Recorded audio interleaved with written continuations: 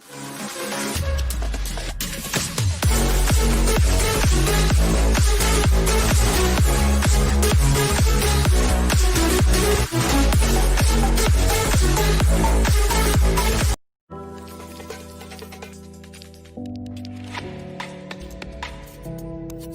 Cork Beard Company make beard oil and beard balm for a strong, healthy, great-looking beard. Handmade from all natural ingredients in Clonakilty, West Cork.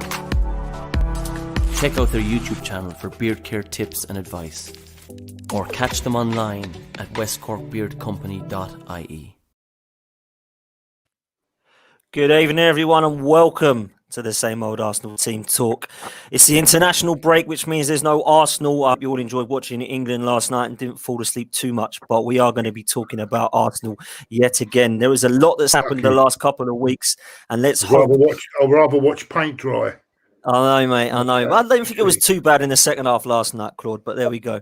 I'm your host tonight, Dan Potts. Graham isn't about tonight, so I have some kind of half regular guests, as you can see. First of all, joining me is Russell Hogg. Russ, how you doing, mate?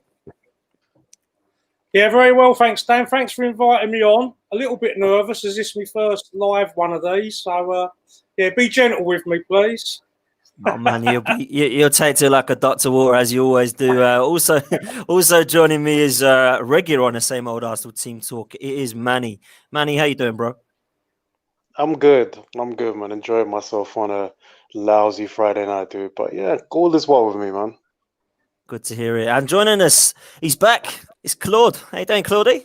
Hello, Potsy. Nice to be back, and with the best presenter on YouTube. Thanks, man. I'll take that as a massive compliment coming from yourself, man, coming from your kind self. Boys, we're going to strip this back and we're going to go into what's been going on at Arsenal. And we're going to start with some negatives and then end on a high, because there is some positives at the club at the moment. But unfortunately, it seems that yet again, we have been let down by previous bad decisions. So we're going to start by talking about the transfer window and the kind of lack of outgoings that we see. Because as far as I'm concerned, there were some positives. But yet again, there were some negatives at this club because we did not get rid of some of the absolute waste men at this club. I've got nothing more to say on this apart from bringing in my good friend Manny Riz, because Manny, the lack of outgoings in this window was a joke, as far as I'm concerned, bro. Would you agree? And who'd you put this down to? Whose fault is this lack of outgoings, man? I put it down to really four men that you can really point to and blame. Gazidis, Wenger, Raul, and Sven Mislintat, dude. Like the signing, some of the bad signings that they made, they're still here and on, huge wages. Hence why we couldn't get rid of them. It's crazy to think that some of these players were deemed good enough to play for Arsenal, but not deemed good enough to go anywhere else. And it's not like the club didn't try to get rid of him this summer. Let's be real here. I truly believe that they're attempted to get rid of him, be it just get a small amount of change for them. But in the current climate, and like I said, no football club will be dumb enough to pay these wages for these players. So it's a huge surprise to me that not even one of them left. I just wanted at least one, just one. So it shows, the bad business that we've done, and we were hamstrung, by that bad business because we couldn't get enough money through the door and we couldn't get who we truly wanted to get. I believe had we got money through the door, it would have been Thomas Partey and it would have been Noir through the door, because that was the plan. For once, Arsenal had a plan in the transfer market, but hamstrung by the past, and it's tragic to me, mate. It is massively tragic, and I was really frustrated by it. Russ, I want to bring you in on this lack of outgoings, because I spoke to you during the transfer window and we were talking about Liverpool's kind of plan and how it works, that they can get 10 million for Danny Ings, sign him on a free transfer. They can get 20 million for Jordan Ibe, 19 million for Solanke, 25 million for Ryan Brewster. Yet we can't get 5 for El Neni or Mustafi or Socrates. What's going on, Russ? I think the main issue, Dan, has been the extremely high wages we've paid. I think it's hamstrung us. We can't even do loan deals to get shot of players because even half of what they're getting paid is too much, especially in the current situation, for other teams to afford. So that's hamstrung us in a big way. The whole transfer window just seemed surreal to me. It was like everything was chicken and egg. We seem to do things arse about face, and that didn't help getting rid of the Deadwood. Now, in my opinion, all right, we'll talk about the positives in a minute, but this is the negative side. Thomas Partey was identified by Mr. Edu, who, by the way, has done a brilliant job with this, I must say, and Arteta have done a brilliant job to get this deal over the line. They've done something which I've been banging on about for years, which is selling the club. Get on the phone to the player, sell the club, sell the project, and they've done that. But they've done it arse about face. Aubameyang, very much like Robin van Persie in the past, and Cesc Fabregas to a certain extent, wanted assurances from the football club. They wanted assurances from the football club that we were going to recruit proper players to play alongside them, not leave them to do all the donkey work, to carry the team, much like Sanchez did recently, and to recruit properly. And when Robin van Persie got slaughtered by our fans, me included, when he went to United, because I thought it was a traitorish thing to do, but looking back now, it was the right thing to do because the club didn't match his ambitions. Now we go back to Aubameyang. Aubameyang came out and said that if the club matched my ambitions, I will sign. This was way back in February? So we all knew the situation back in February. So we trundled along. We were all talking about Partey. Everyone had a vague idea it was going to happen. My big moan is, why didn't we get Partey done first? We knew that Atletico had to release him once the 45 million. Why were we hanging about until the 6th hour from the end of the transfer window to activate the clause? Or the Do you know what people all say it is, Russ? And I'll ask if you believe this. Do you know one person who apparently made it happen last minute that they're saying? Stan Kroenke. I don't know what you want to say about that. Why didn't he make it happen in the first? Why didn't he show ambition in the first minute of the transfer window? Get that part of the job done. Now, Aubameyang is not keeping us all on tenterhooks until the 11th hour as well, about signing the contract. It was all arse about face. Get Partey done. Aubameyang signs. Now, people in the squad know, hang about a minute. We've got Partey, Gabriel in the team. Now, my place is under pressure. Do you know what? I don't think I'm going to get first team football now. I'll have a word with Edu and I'll see if I can get a move out. We would have had time to sort it out. We had no time the way it was done. It was pathetic. It was lastminute.com. And I hate having to moan like this because it was a positive window with the two players, brilliant players we got in, but it could have been so much better. We could have got Aouar in with the money we would have saved on all the wages. It's just these silly little things. And I think Edu actually dropped Kroenke in it. I watched that interview this afternoon where he was talking about, we identified Thomas Partey 6 months ago. We got the green light 3 months ago. Edu gave the green light. He was impressed enough to press the button, he said, and activate. So now it's another 12 weeks. What's that? 84 days and 84 nights before they activate the clause. It really grinds my gears. But I will get onto the positive side about those deals afterwards. But anyone on this panel answer that question, why it's done arse about face all the time. Get the business done you need to get done, and then the rest will follow as a matter of course. It just it's logical the way we've done business. I don't know. And then Claude, I'll bring you in on that. Stan comes in on his white Charger. Oh, Stan's give us the money. Well, why didn't he give us the money in the fucking first place? Claude? Well, a lot of what Russell says is very true. On offloading the players, I mean, you find it you struggle to get rid of them at a car boot sale, to be honest with you. Yeah. Not good. They're just simply not good enough. And how they are on them sort of wages in the first place is beyond me. For me, Gazidis should be on crime watch for what he's done here, and all these people that go on about Wenger as well. Give him a statue on there. Yeah, I'd give him a bloody statue, all right.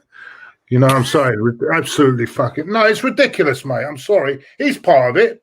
Why don't people criticise Wenger? All right, he'd done a brilliant job in his first 10 years, but in the last few years, he's culpable as well. He's not. Yeah. He's not letting him off the hook. He could have quite easily quit 2011 and said, "I don't want nothing more to do with this." But he carried on. Took his money. Yeah, I think most of us on here are singing from the same hymn sheet with that one. No, he took his money. Yeah, I'm just saying, he took his money, 10 million a year. He knew what was going on.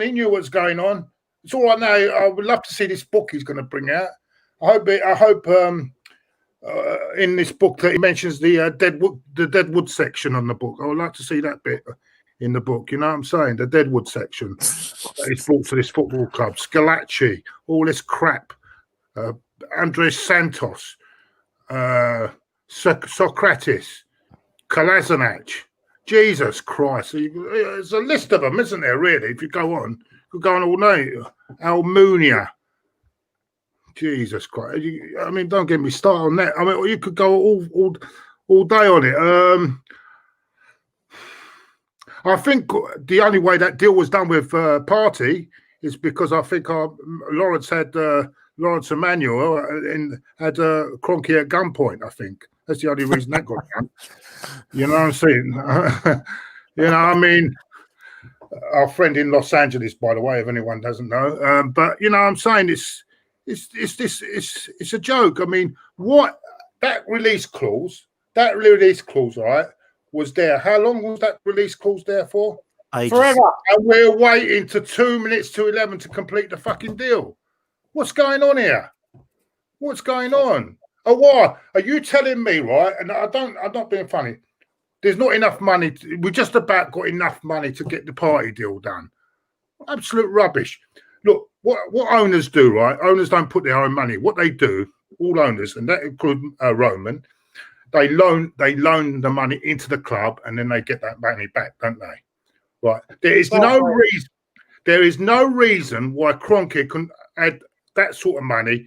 Fucking the money he's got in his vault to loan the club the money. He'd get it back. You get a party, you get the players, and you get that back. Shirt sales, everything, winning things. You get that money back. It come back commercially. The club will get bigger. But we don't do it. He doesn't care less. He's all right. He's paid this guy in America. How much has he paid? He done a new deal for a guy in America, which is 3 times what, 2 or 3 times more than what Aubameyang's on. So he don't care about it. They don't care. It's a mess. But then it's awful. And it's David Dein. Everyone is the one who introduced him in the first place. He introduced the man, self-sustaining, get him in. Bang. No one was complaining when he come in. No one could see it. No one was complaining when that Nina Bracewell-Smith gave her shares away to him. Why did she? And then she's one of the first to complain, but she sold out. She sold out, and the late Fitzman. But they sold out to him. And David Dein, everyone goes, "Oh, we wish could have David Dein. He's just lovely," but he was the one that suggested in the first place to bring him in. No, I'm sorry. I find it. But not only that, he's not the only problem, Kroenke. The recruitment team. Terrible. The recruitment. Because if you look at it, Russ, and I'll make this point as well. If you look at it, we have spent the same amount of money as Leicester, and not that much difference with Liverpool. Look where Leicester are with the money that they've spent and what we've spent. So it's not just about money spent. It's about the money, how it's spent. Yeah. We spent £70 million on Xhaka and Mustafi. Let's make that clear. This has all been on Kroenke's watch, though, Claude. All this has gone on The trouble is,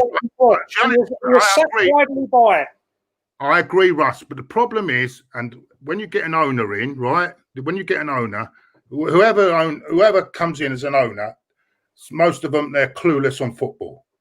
When you put an owner that's clueless on football, right? He's going to give them the money and trust their judgment. Unfortunately, whoever you got in, if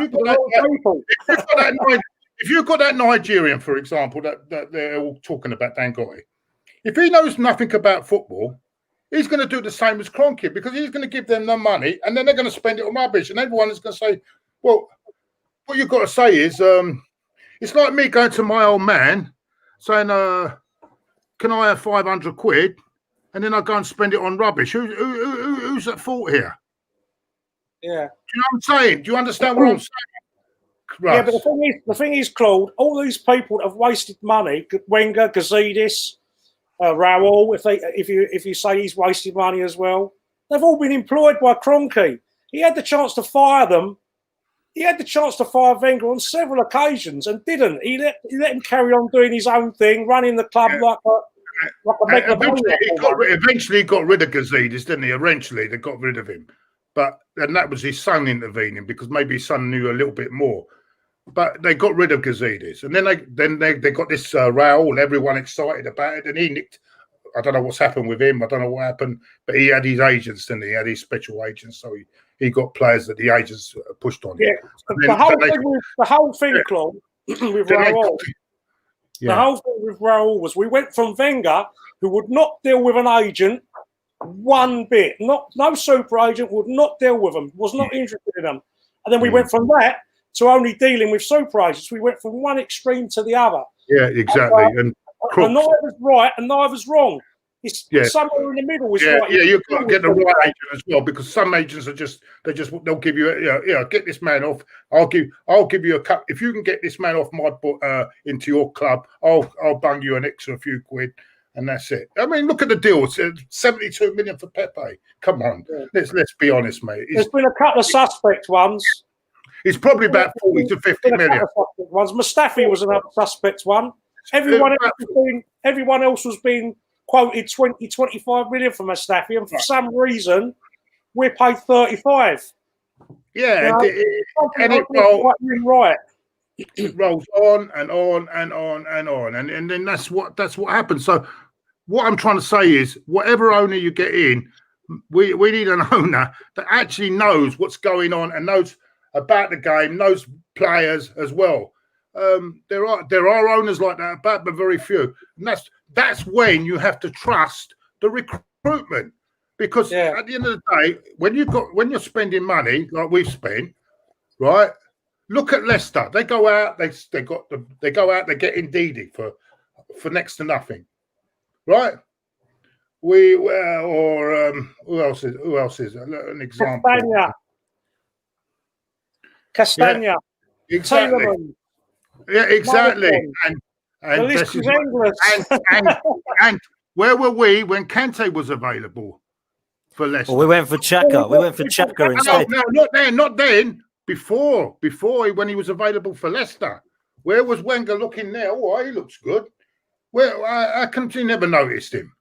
Yeah. And how can Leicester get in front of it? He's supposed to be great in the French market, yeah? So how does a Leicester scout notice Kante before Wenger does? I don't. You tell me.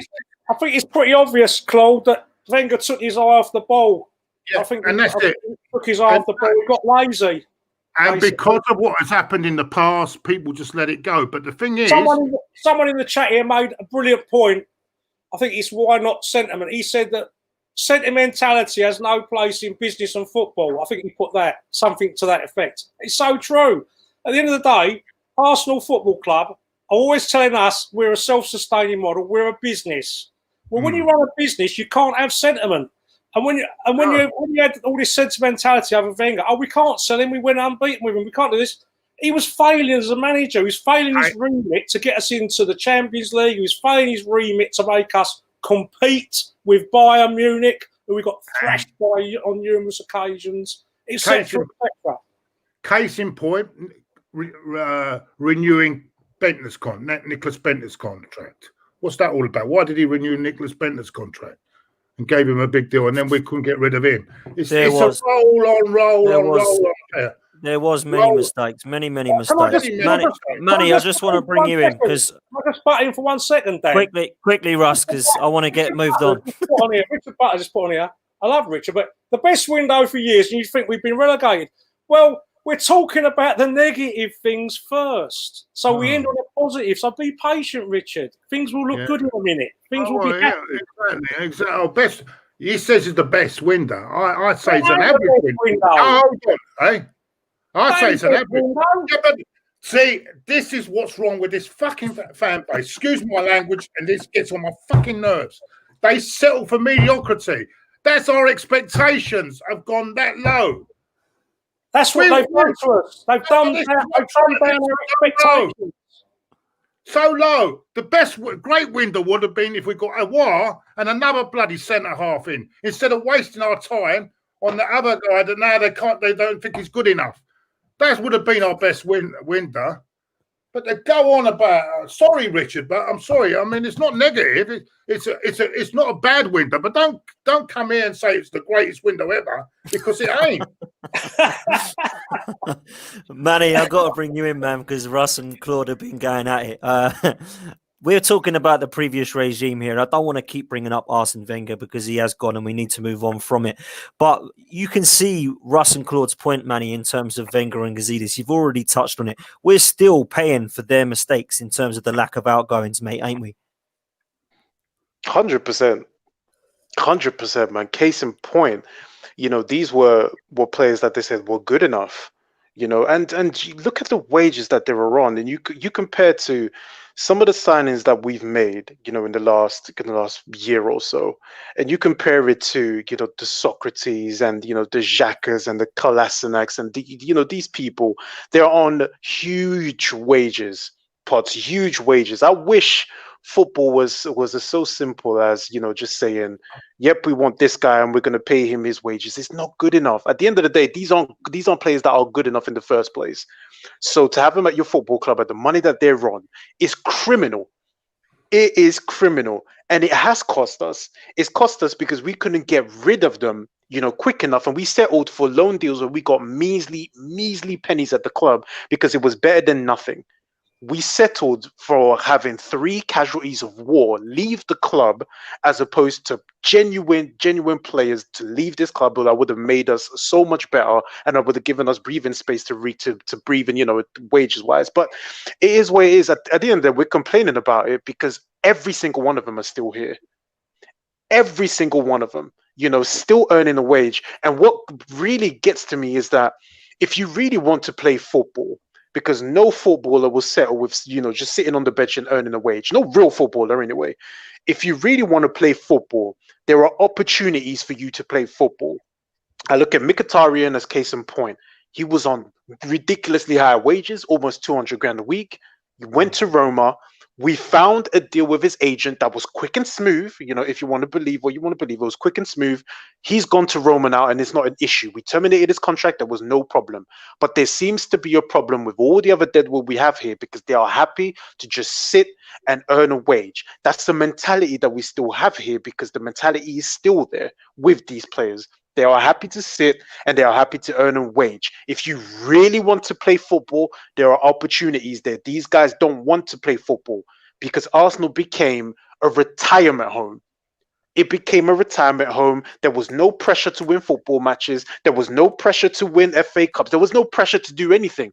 And there's still that mentality right there because the Deadwood that represent that mentality are still here. And that's the mentality we're trying to get rid of. That's the job that Edu and Arteta have to deal with. They're trying to instill that nobody is going to come here and sit on the bench. If you come here to sit on the bench, you will not play football. It's just that simple. And we're stuck with them. And that's the mentality that's the legacy that the men have left. That's what they've given us. But that's the legacy they've left. White, horrible players on high wages that are happy to sit and earn that wage. So true, man. And listen, I'm going to read this out and I'm going to ask for your opinions on this. Or I'm just going to read these names out. Once I'm finished, I'm going to come to Russ first and we'll go around. Now, these are the wages. I'd put it up on the screen, but the writing is just too small. These are the wages that these current players that we're talking about are on. And I'm going to compare it to some of the players that have come sit in the new regime to the previous regime. Okay. So Socrates is on 92k a week. Mustafi is on 90k a week. Okay. Ozil, we all know, is on 350k a week.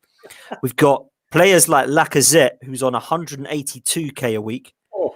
Bellerin, 110k. Kolasinac, 125. And Granit Xhaka on 100. Now, if you compare those wages to the people who are currently being bought in the new regime, you have Kieran Tierney on 62k a week. Dani Ceballos on 51k a week. Okay. The youngsters of Maitland-Niles, Saka and Martinelli, who are still only 23, 19 and 19, are on 30 and 35k a week. Rob Holding is on 25k a week.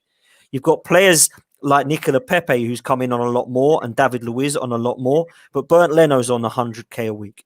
What we're trying to get at here is there is such a difference in the quality of player, but we have a ridiculous amount of kind of difference in their wages. So for me to have Kieran Tierney on 60 and Kolasinac on 125, double the amount, is criminal, Russ. But can I be positive now? Go on. I'm allowed to be positive now.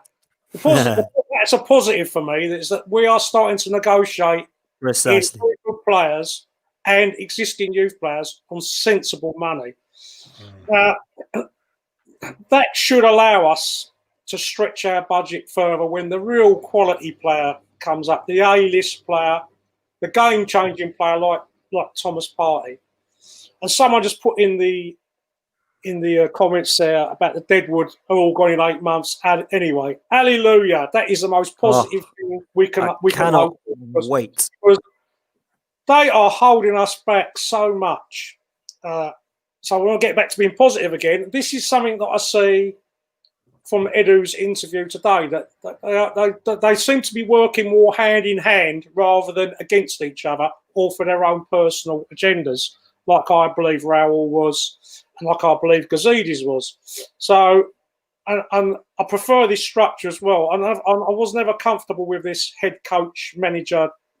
If you're managing Arsenal, you've got to have an input into who comes and who goes.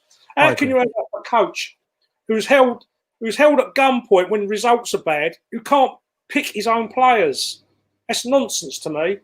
You've got to be able to live by it and die by your picks. And that's, I think that's starting to happen. That's a positive thing now. And I'm seeing positive noises coming from Edu. I think Edu did sort of drop Stan in the cart a little bit when he said that all this was sorted out 6 to 3 months ago. And he came in on his white Charger and stumped up the money. Oh, hallelujah, stands our saviour. Nonsense. I think his arm was up behind his back. My personal opinion is, I said, you back me, I'm going. And I wouldn't blame him if he did. So I think that possibly was more like it because it was a big panic stations at the end. And, hallelujah when they all go, mate. They're not. Well, listen, roll on the summer of 2021, and I've said this for a long time. When they actually do go, and then we can look at this squad. Massive positive. And I always said, Dan, I'm getting older now, same as a few of our fans. I'm getting sick of waiting. Not the only one. I'm getting sick of waiting. I'm getting sick of promises. I'm getting sick of bullshit. Now, one thing that Edu did come out and say, he said he wished he could tell the fans the work that went into it, and he wished he could tell the fans the graft they put in to get Partey. And he said one day he will tell, and a day-by-day account of all what happened. I'd love to be a fly on the wall when he went and said to Stan, we need 45 million quid. And he went, absolutely. I just imagine him wincing, but it got done at the end of the day, and that is a positive. We are going to move on to incomings. We are going to. I don't get it. I mean, it could have been done on the first day of the winter, mate. The release clause was there for the first day of the winter. Don't tell me the money wasn't there then, because that's and all this business about we have to sell. That's rubbish. Absolute rubbish, mate. The money's there. It's just a joke, mate. Let's bring in this super chat quick. True Gooner, thanks very much for your kind donation. Really appreciate it. Gents, I reckon Flamini would make an excellent addition to the top level of the club. We need a new board member, to be fair, and he's got a lot of money. Claude, we will come to you, though, on this because we're going to start to go into some of the players that are now going to be here. There's a lot of rumours, Claude, that Ozil and Socrates are not going to be a part of the Premier League registration and the Europa League they're already out of.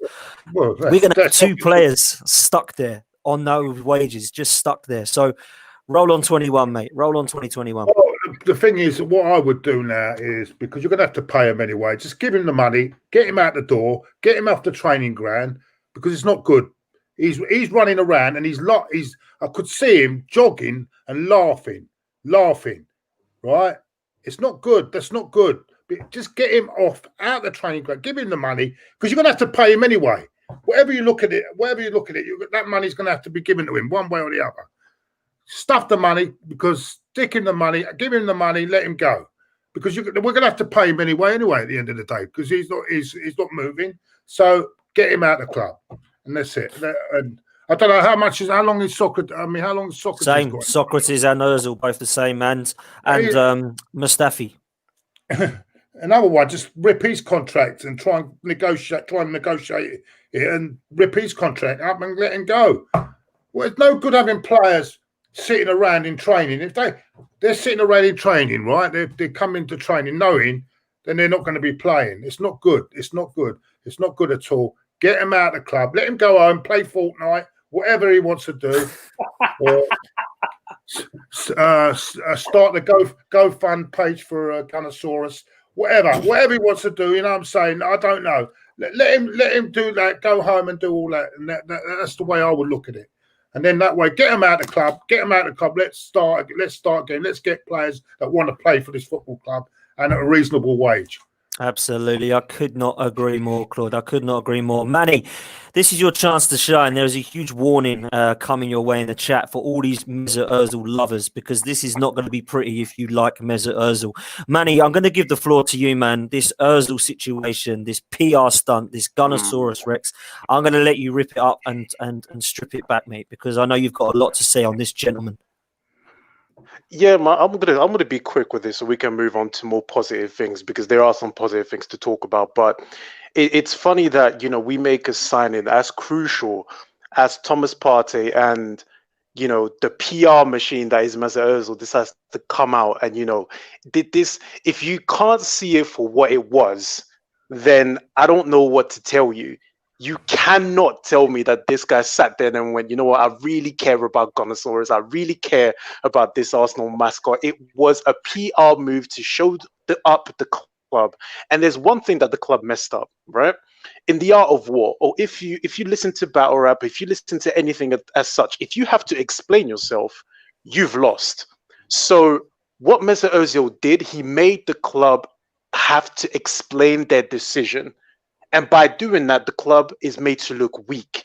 I find it funny that there are, fans out there who claim to be Arsenal fans, but they are happy with how the club is being made to look by Mesut Ozil. People say that the club are treating him badly, but if the club come to you and go, you know what, we're going to pay you this wage, it's the club's fault, that they pay him this wage. Do not get it twisted. It is their fault that Ozil is being paid that wage. But Ozil has to fulfill his side of the deal, and that's to go out there and perform. Go out there and show everybody that you deserve this wage, because in any other company, if you're being paid a certain amount, you have to show them that you are worth that wage. What Mr. Ozil has given back to the club is 9 goals and 10 assists since he signed that contract. 9 goals and 10 assists in 2 years worth of football. When people say that he hasn't been given a chance, he has been given 7 years worth of chances. 7 long years worth of chances, and what he has done with it is wasted the talent that he is supposed to have. We are looking to move forward as a football club. Arteta is trying to build, a team that, that presses, a team that works hard, a team that fights for each other. None of the attributes that I've actually spoken about pertains to Mesut Ozil. None of it. None of it. We need to move forward. but yet there are some people that are still stuck in the past, and they are stuck with, this idea that Mesut Ozil can be the magic fix to everything, forgetting that when he has performed on this football pitch, he has been piss poor. It is about time we need to close this chapter. I want the club to pay him off so we can be done with it, because we can't be left with this anchor here. We're moving forward. It's exciting. We're talking about, the Bukayo Sakas of this world, who in his first season puts up 11 assists, and we don't really talk about that. We're talking about a player who has given us 10 assists in 2 years. This is the return in investment that Mesut Ozil has given to the football club. And this is the one that people keep on begging for to play football. He's not going to play football ever again for this football club. You guys need to get over it. He has wasted 7 years of his career by being a coward and by hiding. And it's high time you lot woke up and moved on. It's Arsenal Football Club. Fuck Mesut Ozil. Get over it, man. We're done. And I'll add something else. All the people, all the fans, all the Mesut Ozil fans will be moving to the club that he goes to as well. That's the problem with social media. Let them. That's what I'm trying to go. say. They're not real Arsenal fans.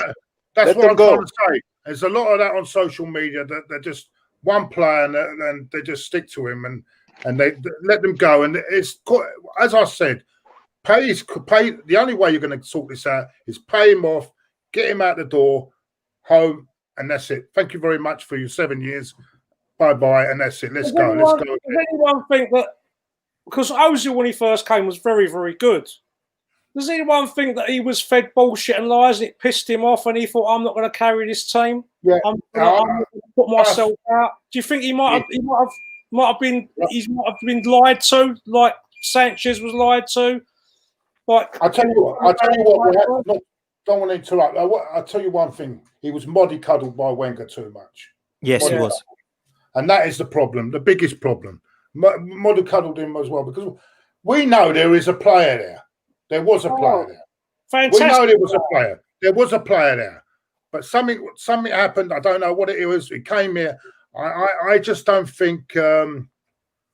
Also, I've got to say, there were, in a few years he was here, and he did have some poor players around. I remember one season he was creating so many chances, and Giroud, I don't know, he couldn't score. No, this has got to be said. I mean, he was 2 or 3 months he wasn't scoring, and time on time he was creating chances for Giroud, and they were just skying it. Maybe he lost heart after that. I don't know. Well, but one thing I did notice.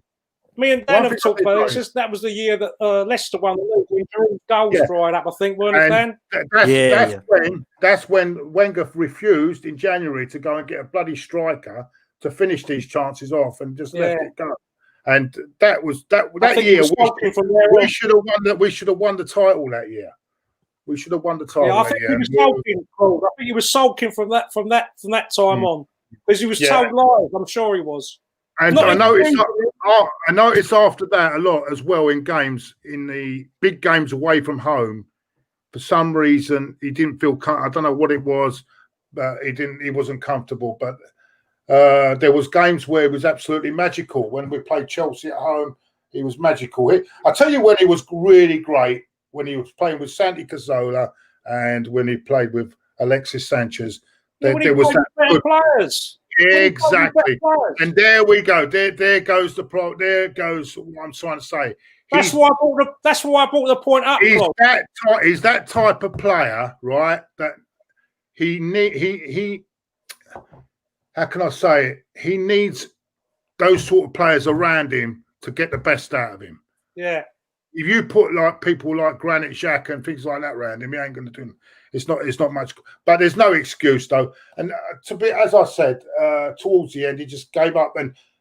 But whoever gave him that contract, they must have seen that he was on the decline to give him that contract. They're the ones that fall. They're the ones that fall, because if someone, not being funny, any of you lot, right? Someone decides, yeah, mate, you've got 300 grand a week now for the next 3 years. You're not going to say, oh no, I don't want it. I don't want it, mate. No, I'm not worth that. I'm not worth panic. that, mate. That's what it was. It was panic. They panicked. But we can all see he wouldn't have made any difference if he'd have gone as well. We can all see it. There are a few that couldn't see it, but we could all see it. But the thing is, as I say, they're the ones to blame, because if someone's offering you 300 grand a week, you're not going to say, "Oh no, boss, I'm not worth that." No, bullshit. Absolutely, Mate. 100% agree. 100% agree. Going to bring this in quick because I did miss it. My apologies, Pramod. I didn't actually see it until you'd put in the chat. My opinion is we get our targets faster than we will get the money, and we're looking for our players. If we act broke, we get skinned. Great point, to be fair. We've had 40 minutes of being rather negative and getting the negatives out. So we need a bit of positivity now, boys. There is some positivity, without a doubt. We managed to get 2 signings across the line that we've needed for 15 years. Gabriel and Partey. I look at Gabriel and he's everything that I want in a defender. He's tall, he's quick, he's got pace, he's got power, he's got aerial ability, he can command an area, he's got a great distribution of pass with his left foot. I look at Thomas Partey and think that it'll be the Patrick Vieira or Yaya Toure or Michael Essien figure of the Premier League that we haven't seen since those 3 players have left. He's great in transition, he's got power, he's got presence, he can pass, and he's an enforcer. Claude, but we've got to be careful. We've also got to be careful to not overhype him too much, because this is the problem. Like calling him the new Sol Campbell and things like that. He is a very promising young centre half, and he's going to be a great player. But we mustn't overhype him, because we could throw him over here. He's going to have bad games as well. Let's get this right, yeah? Because he's young. Centre-halves don't really hit their peak till about 25, 26. Do you agree with me, Russ, on that? 25, 26, they hit their peak. But that is why it's so important that you get all the pieces of the jigsaw puzzle all together at the same exactly. Time. Because the players he's around are not the greatest as well. So he's going to have bad moments as well, and it's going to look, and then people are going to really go in on him, and his confidence will go down, and then we'll see people will be how can I say it? Then he'll lose confidence, and then he'll go downhill. We've got to be very, very how can I say, very with this guy, we've got to be very. Give him time. Don't overhype him. Let him gradually come through. Because let me tell you what, he's going to have bad games, and that's when we need to be behind him and not knock him. You know what I'm saying? Totally agree. He is a great young player, but he's not there yet. He's not Sol Campbell yet. He's not Sol Campbell yet. Claude, you've got a fan in the house. You've got a fan in the house. Realist AC. Big respect for you four. Claude knows who I am. I'm happy to be here, lads. Thanks for your kind donation, Realist AC. Much appreciated. See, I'm even bringing money to your this is unbelievable, Claude, isn't it? Russ, Thomas Partey and Gabriel. What can you tell us, mate? Positive signings? Yeah, from what I've seen of Gabriel so far, he does what I want a centre half to do. He covers the spaces well. He breaks up play well, and he gives. When the ball needs to be whacked away, he will whack it away. And when it needs to be shepherded away, he'll shepherd it away. He's got a little bit of. He's got that little magical thing called time. He has that little bit of time to think, because he is quick and he has got a bit of presence about him. As same as Claude. Let's see him play first. Let's see him play against some good sides and see if he consistently gives us clean sheets. No, but even if he doesn't straight away, we've got to be very careful with this kid. You've got to be That's why we mustn't overhype players. That's why we mustn't overhype them and say he's already there. He looks very tired, mate. He's good. And, I mean, we saw Saliba at Milton Keynes and everyone was saying, oh, great. And we haven't seen him since. You know what I'm saying? You know what I mean? And I said, oh, look, it's Milton Keynes, but give him time. He will develop. And he showed in that game, and this is what I can't understand about Saliba, because the manager, the coach, they reckon now the coach doesn't rate him. But I saw things in that game. I know it was only Milton Keynes, that he looked all right, but he needs time to develop like everyone else. Yeah, you know what I mean? He needs time. You know, he needs time like everyone else, like Gabriel, and he's younger. Remember, he's younger than a lot younger than. Am I right? He's a lot younger than Gabriel. Saliba's younger. Yeah. Yeah, so he needs time. I mean, do you know even Guendouzi? I mean, he's got a bad attitude, but he's young. He's another one that young. Maybe he might go to Hertha Berlin. He might grow up and come back a better player. So don't write him off yet. Well, we'll have to see about that. I mean, obviously the outgoings there in terms of Guendouzi and Torreira was a bit frustrating for me. He didn't get any money. Obviously they'd gone. Before we go on. Yeah, go on, mate. Go on, Ross. I've been banging on about Thomas Partey. I think I should be a scout for the club. I've been banging on about him for about 18 months. How good he is. As soon as Atletico Madrid started to come to the fore and started to get to semi-finals of Champions League, he was part of it, Partey. Pardon the pun. He's a player. He's another one who just does his job very efficiently and very quietly and calmly. Very good on the ball. Can go through the lines. He can go actually run and beat people with a little bit of pace and give the ball to the people who can play. That's all I want from him. I don't want to see him taking corners like I see Torreira. I don't want to see him nipping in round the back and scoring goals. I want to see him camped in front of that back 4, 3, 5, 6, 7, whatever it is, mopping up and giving it to people who can play. And on days when we're playing against lesser sides, where we have more of the ball, yeah, then I'll see him bursting into the box and scoring the odd goal. I want to see him playing in his rightful position, central defensive midfielder, and it'll give the other players like Xhaka and like Ceballos the chance to do their thing a little bit further up the pitch, with knowing that's behind them, knowing that big fucking central defensive midfielders, that big anchor's there behind him, and that will make us more expansive and better to watch. Because let's be fair, Atletico Madrid weren't a bad side to watch. Not very defensive, but still very good on the eye. The only thing is where he was, and at the moment, and it might take him a couple of games to settle into our midfield. Remember, where he's at Atletico Madrid, it's a well-drilled organisation by. To be fair, Claude, we have become more like that. Yeah, I know, but our midfield is still not the others. I'm not just talking about. They're not that. It's been a big weakness in our midfield, hasn't it? Yeah, massively. What I like about the guy, he can play all. He can play. He can, as he showed, he's quite versatile. Because I remember when they came to the Emirates, he slotted in the right back when one of the guys got sent off, and he slotted in the right back, didn't he? And did very well. So he could, never mind, he could do Belleri's job. You know what I'm saying? So I've just seen something come up in the chat there. Sorry to interrupt, Paul.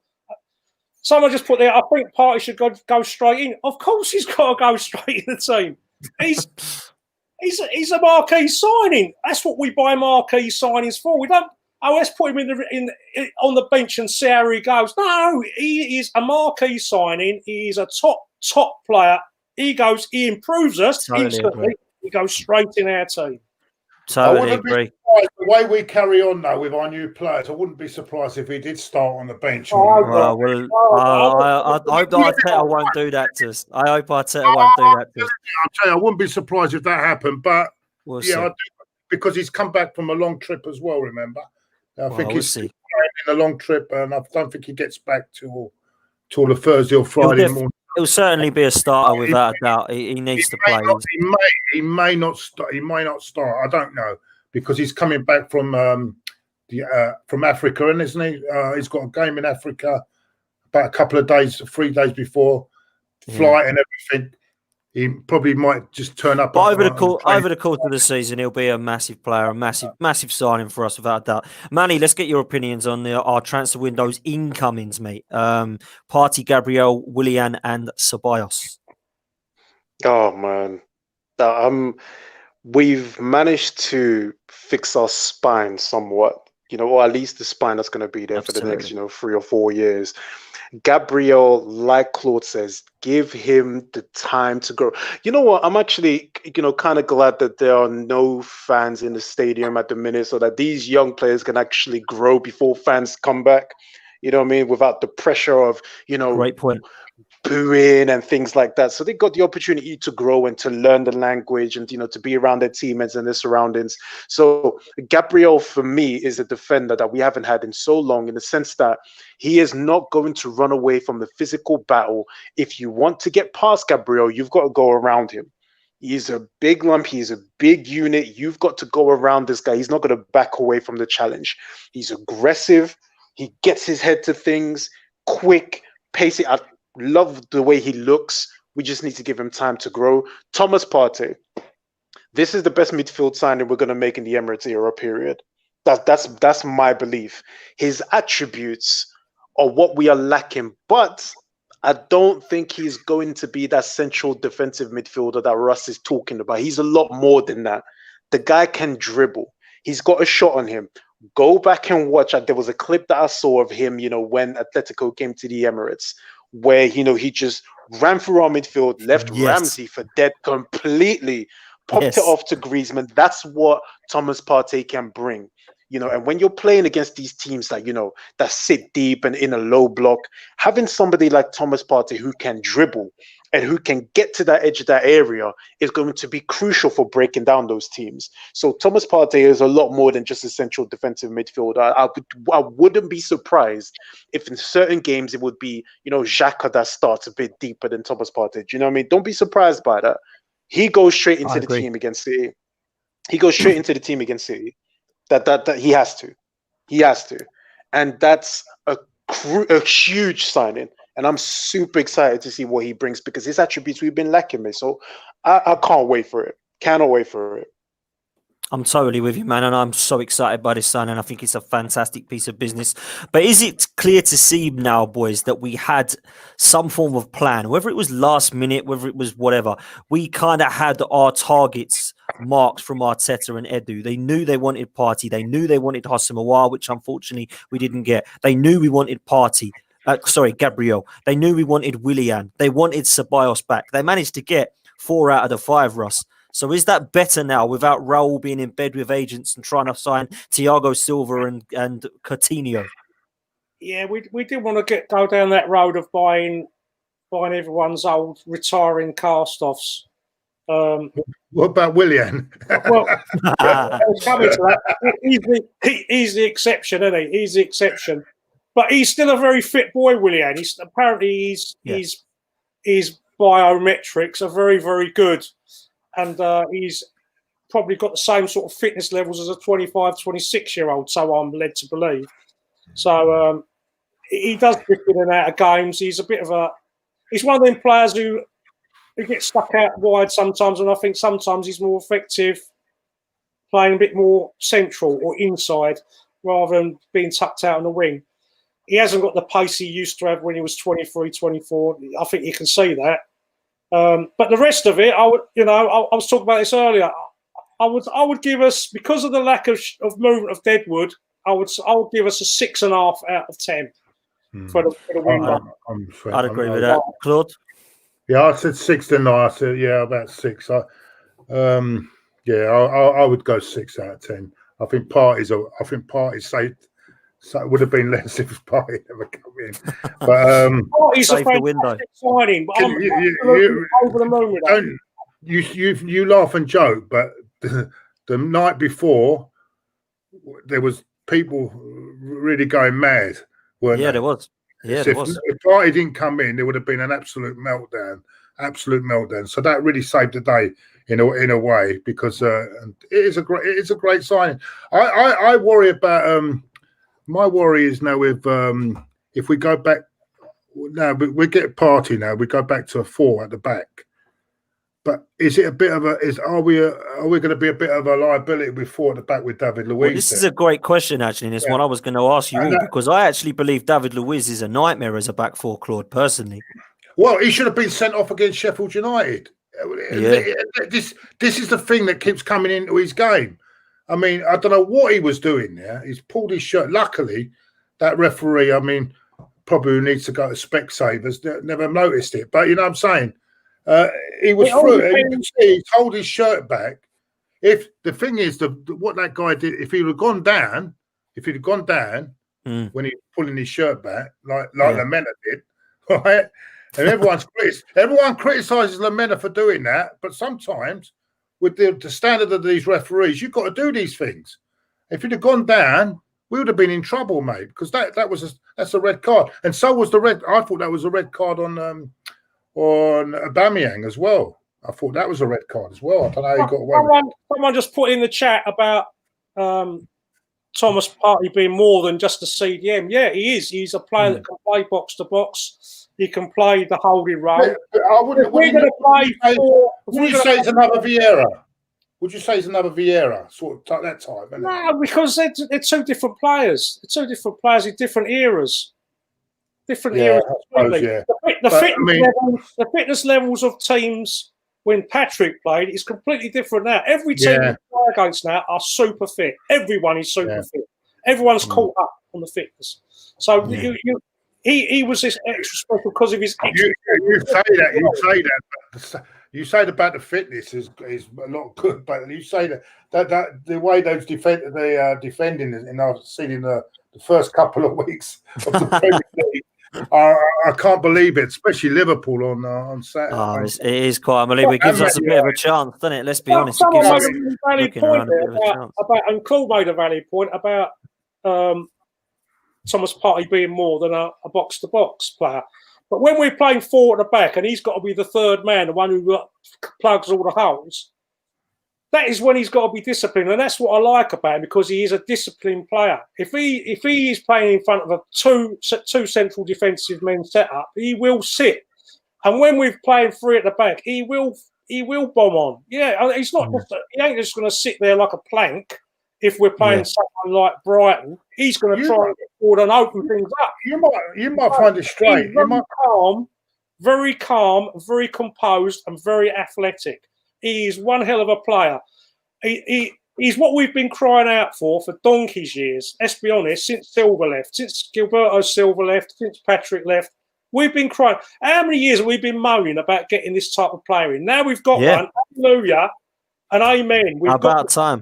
Central defensive lump that we've been. But what we've done is we've finally gone for someone who is ready to walk straight in. None of these Coquelins, none of these Denilsons, none of these, even Alex Song. When we bought Alex Song, we need to be looking at players who are ready to walk straight in and improve it. Manny, let's come to you finally, mate. In terms of Thomas Partey coming into this side and what it might do with our formation, I just wanted to ask you about that because you were talking about Xhaka dropping deep, maybe having Partey and Ceballos either side, which I personally think he'll go with. But if we're doing that, then that means that we're going to be playing four at the back. So where do you see this, mate? How do you see this working out? It depends on how Arteta sees it and whether he trusts, his defenders enough. Does he trust, Gabriel and Holding to hold it down properly? Or does he want to play David Luiz in there? And if he insists on playing David Luiz in there, it will be a back three. I agree. And Thomas Partey he's used to playing with, it was him and Salniguez, at Atletico. So he's used to playing in the two. I believe our transition, to play in three in midfield will not be determined by who we have in midfield, but who we have in defense. It's whether Arteta trusts his defenders and goes, this is the time to play a three, to play a midfield three, sorry. This is the back four I'm going with. Kieran Tierney, Gabriel, whoever's going to be partnering him, and whoever is going to be at right back. So for the time being, I can see, Arteta sticking with the back three. Simply because he wants David Luiz in there to do the distribution. So I don't have a problem, having Thomas Partey in there with, a Xhaka or Ceballos. And at the end of the day, we don't have, that creative midfielder that we were looking for. So we don't have that opportunity to play that back three. I know in certain games we have an opportunity to play a back four. We do, and if you saw Willian against Sheffield United, him coming into midfield, he allowed him to be a bit more influential, and even having Saka come into midfield and, being that number 10 and drifting out to the left. There are options to do it, but I think going forward on a consistent basis, until we have defenders that Arteta can trust, it will be a back three. That's what I see it as. And there'll be some games he'll play a back four, but for the majority of games, it'll be a back three, mate. See, I totally agree with everything you've just said. I think the back three will be coming into Man City, but Partey will come in. I think Partey and Xhaka will probably be the two that we see for whatever reason. Xhaka, he seems to like and prefer. I think Danny Ceballos is the better footballer, but I think as far as Partey's concerned, he's already come out and says that he's like to play in that role alongside Granit Xhaka, and I think that Arteta would like to see how that works. If Luiz is going to play, it's got to be a back three as far as I'm concerned. That's the only reason. That's the only reason you'd play back three. But yeah. I find it at home when you're playing against like the likes of West Ham and Sheffield United. I think it's just too negative, too defensive. Yeah, it's too negative for me, and that's why I don't like it. And we've only just got over the line against them two teams, haven't we? And even against the other when we played Liverpool, right? I don't think our front boys saw enough of the ball against Liverpool away, and everyone is saying, "Oh, we were people praising the team on the night that we kept in the game and all that." But I don't think Aubameyang hardly got a touch that night. It was. I don't know. I'm not. The only reason we're playing this back three is because of David Luiz. So I think we should try and get a better player in there. Absolutely. Instead of and play a back four, because I don't like this three. I don't like it. I want to come back. I want to come back to you on that, especially against teams that just sit back as well. It's not. I want to come back to you on that, Claude, in a minute, but I'm just going to truck this question up. Partey's an absolutely fantastic player, technically brilliant, dribbles like a Brazilian, tackles like the mighty Maldini, and he will improve AFC immensely. Claude, the reason I want to come back to you is about our defence, because William Saliba, it looks like he may be going out on loan. We're not quite sure what's happening there. He was brought in from St Etienne for the season, and he was sent out on loan. We tried to get him back as soon as possible to mould him into the training sessions so we could get him in for the MK Dons game. So he missed the final of the French Cup. Now, he came in, played against MK Dons, and since then, we've not seen him. He looked really good against MK Dons from what I saw. He looked commanding. He looked comfortable on the ball. I don't want to get too hyped up about a 19-year-old who's been tipped to be the next Lilian Thuram. However, it would be nice to see him moulded in when we have Mustafi Socrates and other players that I don't really rate in front of him. What's your take on this, Claude, and what needs to happen with Saliba? Well, I would have liked him to be gradually brought in because I think he's a great, good young talent, and I don't understand it. I feel for him. Lose your mother. I lost my mother, and at my age, it's hard. But for a young guy of his age, that is hard, to lose your mother. But then that's what the reason was given, that he was going to go back to France, and that way he was unsettled. So I'm thinking, all right then. So the move to France broke down. He couldn't go back to France. So I'm thinking, well, why not develop him slowly in the League Cup, Europa League? Because it's not exactly the greatest of opposition in the Europa League, is it? I mean, let's face it. It's the sort of opposition he could be playing a few more games, rather than sending him to a Championship side. I mean, we've had this before. I mean, I never forgive Wenger for sending Gnabry to Tony Pulis. I'm not being funny. And he said, I remember Pulis saying, this guy's not good enough to play. And now he's bloody playing starring for Bayern Munich. You see what I'm saying? Yep. And that's why he's back on punditry. Should never be given a job in management ever again. I don't know how these people get even coaching licenses anyway. So on that, I'd like to. Would you rather, though, Claude, him be given a chance in the Arsenal team as opposed to going to the Championship playing every week? What would you prefer? See but if he goes to a Championship team, I've seen players go there and then they don't even play them. So what's the point? So I'd rather him got a few more games, few games in the Europa League. He's still young. He could be patient. He'll be patient. He's still a young kid. He's got a long time in front of him. So what? He loses 1 year. He would have gone to France. He might not even played regularly over there in France. So I would have rather him to stay there. And I don't believe that. I just think that, to be honest with you, I don't think Arteta rates him. Fair enough. Because he's even I saw a point that he's given him. He's already seen a couple of faults in him that he thinks he's not good enough in this and that. Well, you coach them out of him, don't you? I mean, if you exactly. Arsenal pandemic FC, no money, lastminute.com on the transfer market, and we spent 50 million quid on a player when we needed a defender soon as last January or January before, whenever it was. It seems a fucking eternity ago when we signed him. Wouldn't it be better? I want to see him in the team now, Claude. I know. Yeah, but wouldn't it be better? Wouldn't it be better? Wouldn't it be better at his age, to be coached in by a Premier League team than go to the Championship? I want him coached. I want him in the squad. I want him playing. That's what I'm saying. That's what I'm trying to say. That's why I don't agree with him trying to loan him out and taking him out the squad, the Europa League squad. I don't understand that. We'll keep him in. And you know what? He should have kept him in because it wouldn't have made much difference. It would have kept him in. And if he did get a move, all right, so we've lost one. It don't. I mean, who have we got now in this Europa League squad? I don't know. It's just I just think the opposition that we've got in the Europa League, we could have got away with. Dundalk, come on, do me a favour. It's like playing Milton Keynes, isn't it? Let's be honest. If the lad's got a problem mentally with losing his mum, I 100%.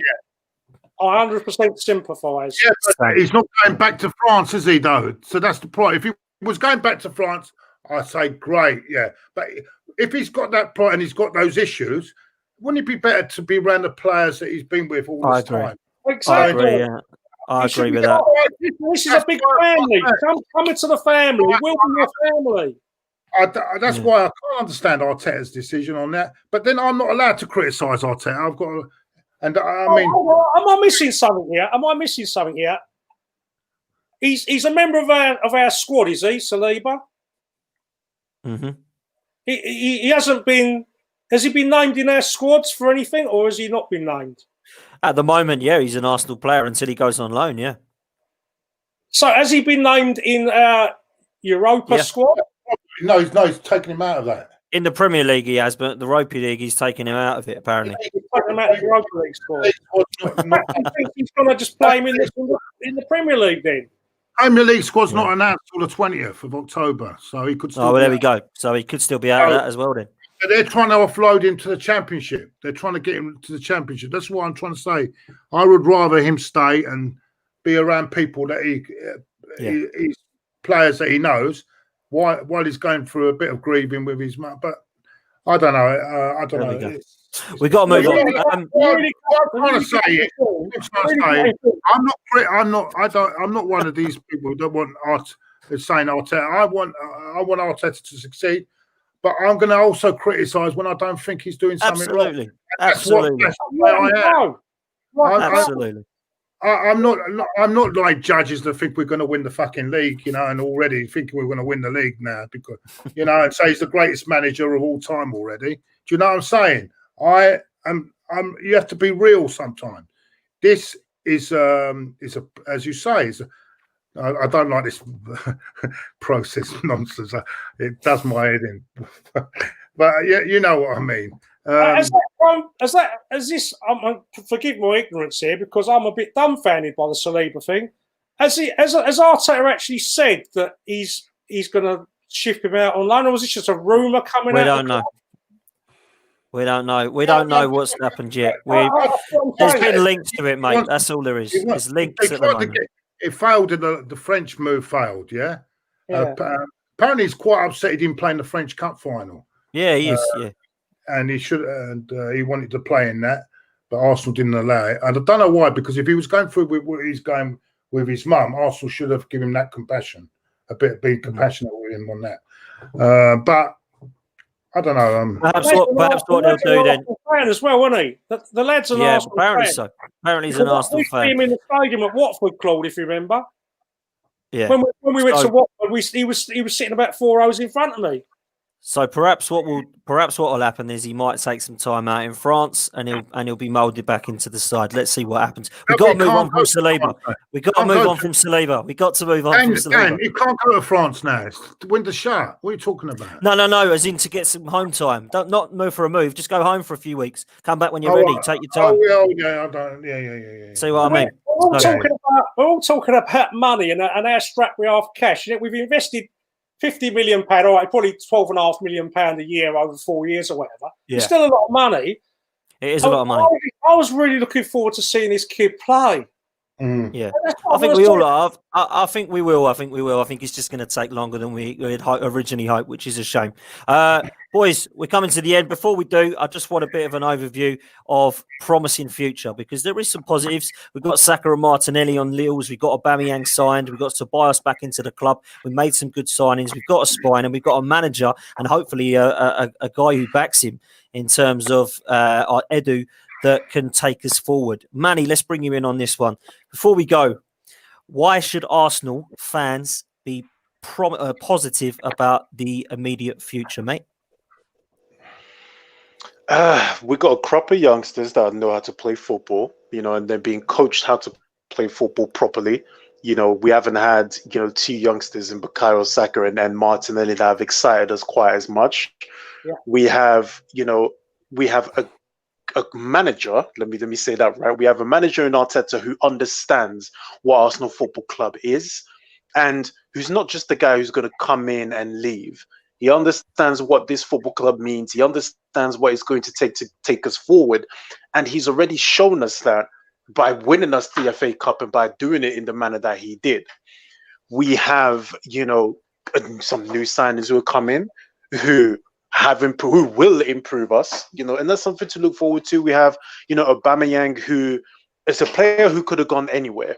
He could have gone absolutely anywhere, but he chose to stay with Arsenal Football Club.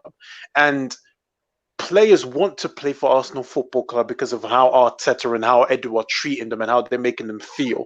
It's all about what we do as a family, right? It's not about the individual. It's about the team. Right, and you are not going to play for this team if you are not about the team.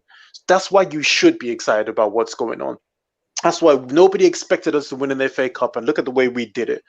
Look at the way we're going about our business. We are looking a bit stronger as a unit. We can go to certain games and we can defend and we can attack, and I'm looking forward to it. We should be excited because this is a different feel to the football club. The football is different. The mentality is different. And we're playing differently. And we have a manager who is not going to allow the players to slack and who's going to hold them accountable for what they do on and off the pitch. And that alone should be something to be excited about. So I'm all in. I'm strapped in. I can't wait for it, mate. I'm exactly the same as you. I'm buckled in and I'm looking forward to it because it can only get better from here. We've got players leaving, contracts coming to an end of Deadwood players. We've got a manager who seems to have a plan and understanding of how this system can work and how he can get the best out of these players.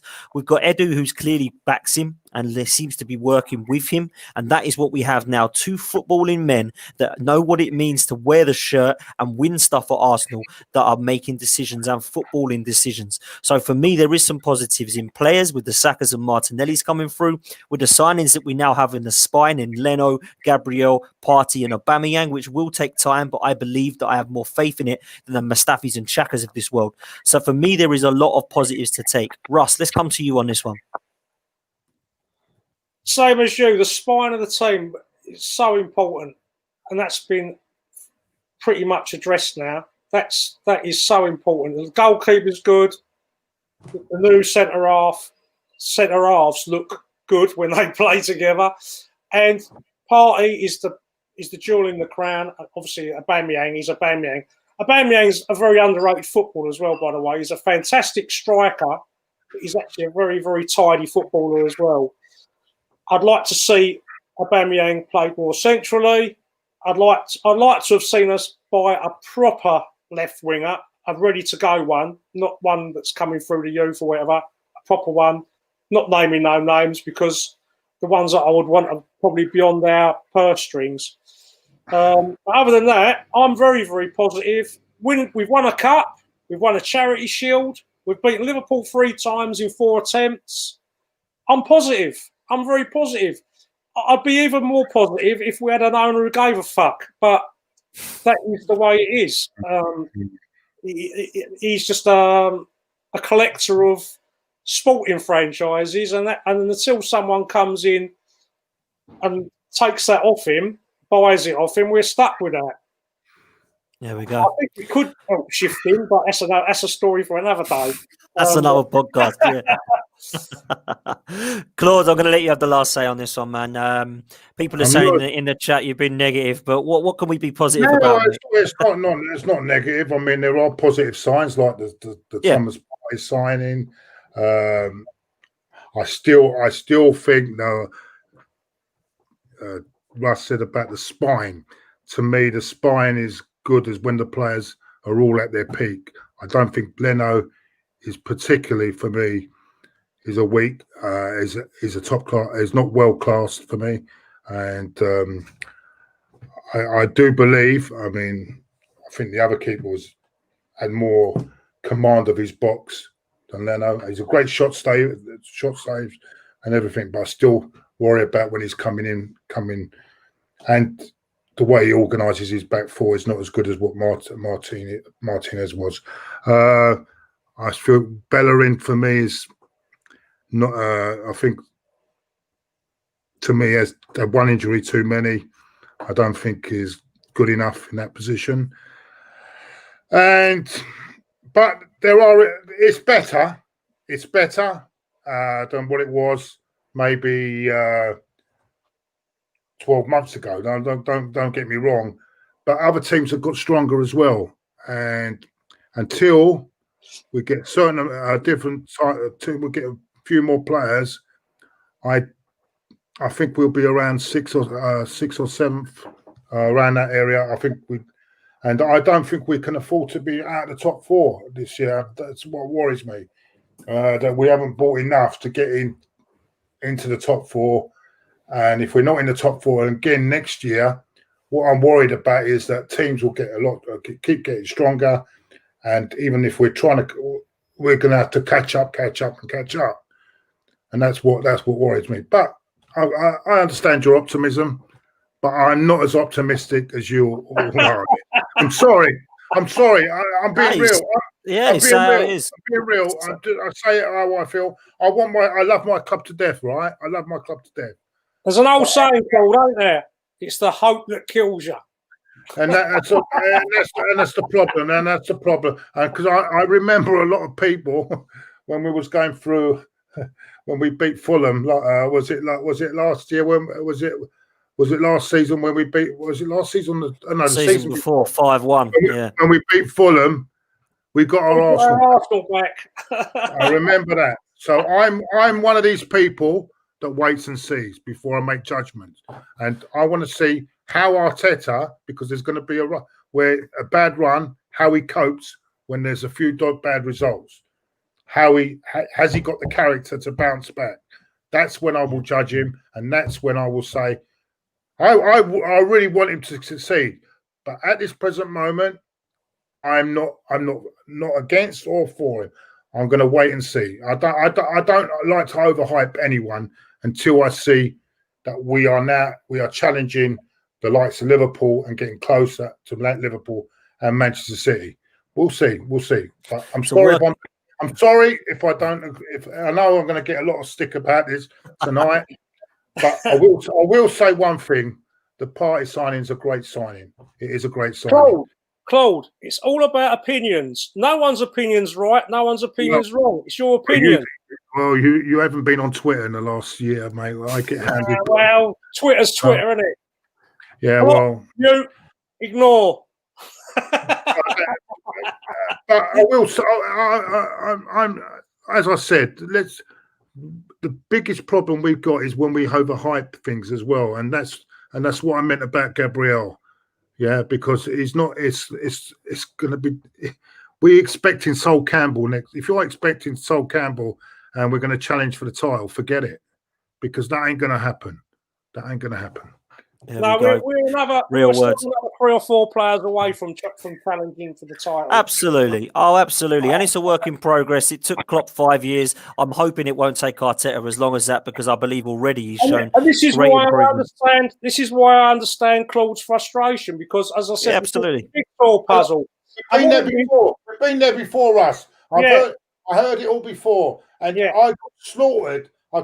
And when I said, look, even on that run, at the end of that run he had on Emery, I said to Robbie on camera that Emery, and this was in January that season, I said, Emery, is not an elite manager. He's not good enough. And I said it after the cup final after Baku, and we were coming out of that club in where we watched the game. Yeah. People saying, no, you know what you're talking about. I want to talk, go away. And they're calling me an idiot. Give him another season. Can I just make one last point about my jigsaw puzzle theory? Yeah. Next transfer window, not the January one, but the next one, when we get rid of all that dross, that is the most important transfer window in Arsenal's history today. Yeah. Because the jigsaw puzzle is 3 or 4 pieces short still. So when that transfer window comes, this owner has got to back the manager and get the pieces of the jigsaw puzzle in place before other pieces of the jigsaw puzzle get old or get bored or get disenfranchised and want to fuck off like Ozil and Sanchez did. So this one, the January transfer windows is always a fucking waste of time anyway for Arsenal. It's just called January to us. It ain't a transfer window.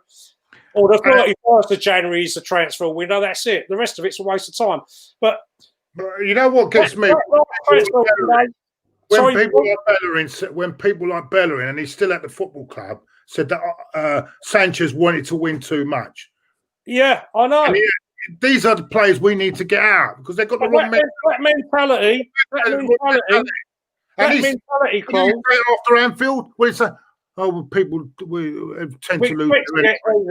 Yeah, but the fucking fans don't expect to get beat there. We get packed to win. And you know what gets me about this, and why I heard. Oh, I heard it on Twitter. Oh, how brave we were at Anfield. So proud of the players. So proud of the players. Aston Villa knocked 7 fucking past them, right? 7 and had a go at them. Had a fucking go at their defence. What did we do? We sat back. They saw weaknesses. They fucking saw weaknesses. That's a team that nearly got fucking relegated. How is it they saw weaknesses and we're sitting back at Anfield, right? And sitting hoping to stay in the game and then snatch it at the end. What's that all about? You tell me. Yeah, weak mentality. And that to me, and that tells me why I'm not 100% behind the manager. Because that to me was wrong. His tactics at Anfield were completely wrong. Listen, Claude, you're an Italian, yeah? Claude, you're an Italian. Rome wasn't built in a day. We're not going to be able to get this all sorted out in 1 or 2 You explain to me then how he goes there at Anfield and plays like that, and Villa can go. I know it don't matter about home and away because there's no one in the fucking ground anyway. So that goes out the window. All this home and away business, right? How we gone to Anfield and not exploit it like Villa did, and they're the team that nearly went down last season. And people say Jack Grealish didn't improve our team when you see him play against Liverpool that night. You see him play for England last night. Oh, it was brilliant for England last night. Well, boys, we've come to an end. Russ, thank you very much, mate. Much appreciate your time. Hope you've enjoyed it. It's been a pleasure. I definitely have to get you. After all my negativity, you won't have me on anymore, will we? Claude, it's a pleasure, mate, to have you on. You know that. You're welcome on any time. I was positive on some things. I didn't go too bad, didn't I? I was positive on the party signing, you was, mate. Absolutely. But thank you for coming on, Claude. I am a miserable bastard, unfortunately. So you have to take But Claude, thank you. Look at me. Look at my lovely smiling face. Look. I know. Miserable. Claude, thank you for coming on. If we lose the next Man City and Man United, come back with that smile again. Yeah, there we go. But Claude, I remember you at Sheffield last season. Your face at Sheffield, mate. Oh, what the fuck was that, mate? Don't think anyone was happy with that. Claude, honestly, in all seriousness, mate. Hang on a minute, Russ. Oh, we have got to go, mate. Sorry, otherwise we'll be here all night. Claude, thank you so much for coming on, mate. Much appreciated, honestly. Really appreciate you coming on, buddy. And Manny, we've done it again, mate. It's another one. I hope you've had a chance to rant and get some bits out in the open, because now we can forget about it and move on and hopefully be more positive about the Arsenal. Yeah, man, I'm moving on, and I'll see you in 2021 when I'm having a party, bro. Absolutely, man. Thank you all so much. Can I shout my channel out? Go for it, Claude. Claude and the Bansters. We have banter. We talk seriously as well. Please come and look at my channel as well. It's growing. I want to make it. It's all I've got now. Now I'm not on the other channel anymore. So come and support me now. And I will produce. I'm trying to put more and more better content, but it's a learning curve for me. But come and join me, because now I'm only on one channel anymore. The other channel, I'm no longer on it. There we go. Everyone in the chat, you've got a lot of love tonight, Claude. There's a lot of love as well, mate. So you've got a lot of support out there, mate. And I've obviously been on your channel, and it is a great channel. So please come and support Claude over at Claude at the Bouncers as well. Until then, thank you to everybody in the chat tonight. Please come and follow us all on Twitter. Please come and follow the Same Old Arsenal. We are here every Monday evenings around 7 to 7:30. And every Friday evenings around 7 to 7:30 as well. So please check us out on Twitter and keep up with all the content we are promoting. And until then, up the Arsenal, boys. Up the Arsenal. Up the Gunners.